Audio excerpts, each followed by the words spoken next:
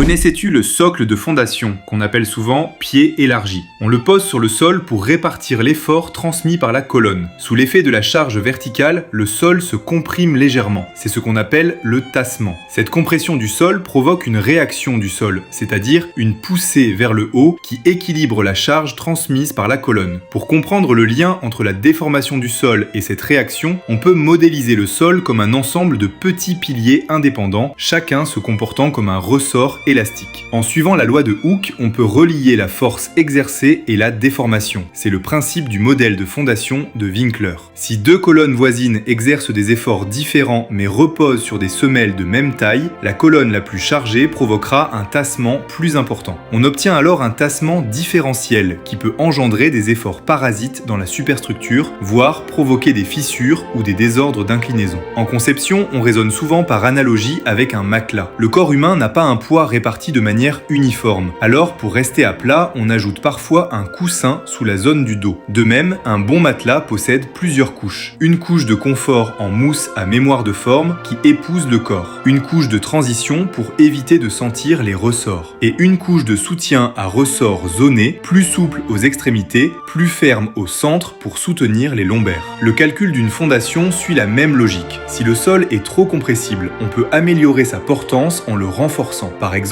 avec des colonnes ballastées ou des pieux de compactage. On peut aussi augmenter la surface des semelles les plus sollicitées, de sorte que les pressions sous fondation soient similaires d'un appui à l'autre. Ainsi, la déformation du sol devient plus uniforme et la structure reste stable.